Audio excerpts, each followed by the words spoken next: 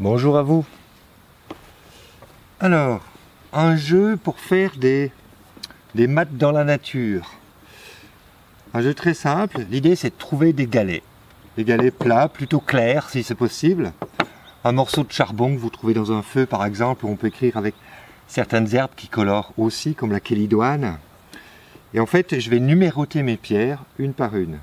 En fait, je vais faire 1, 2, 3, 4, 5, 6, 7, 8, on refait le 7 et 9. Donc, vous voyez, on a un carré, et l'idée, je vais les mettre dans votre sens. Le but du jeu, ça va être de déplacer les pierres pour, comme un casse-tête ou un sudoku, obtenir la même somme ici, ici et aussi en diagonale.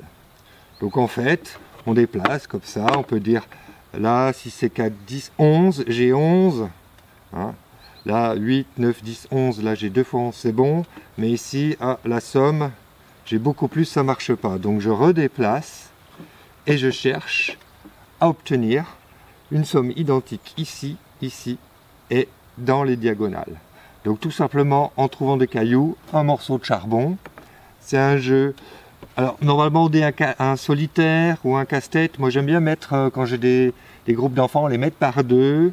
Et ça devient un jeu coopératif. Ils discutent ensemble et ils essayent de trouver la solution en essayant de faire leurs additions. Et en même temps, ça fait des maths mais de façon ludique. Et puis après, quand j'ai plusieurs groupes, j'aime bien leur donner chacun un jeu différent.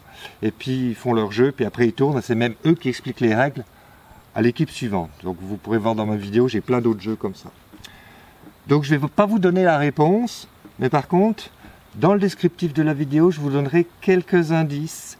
Et c'est ce que je fais avec les enfants parce qu'il est assez compliqué. Je vais leur dire, ben voilà, si vous voulez, pour faciliter la solution, voilà, je vous dis telle chose, ça peut vous aider.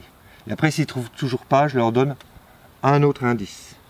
Donc voilà ce jeu avec des pierres et on essaye de faire une somme équivalente qu'on additionne à chaque fois les 3 pierres ici, les 3 pierres ici et celle-là. Donc essayez sans les indices, verrez si vous y arrivez. Et puis après, allez voir dans le descriptif, premier indice, réessayez, deuxième indice. Et je le fais plutôt de façon coopérative.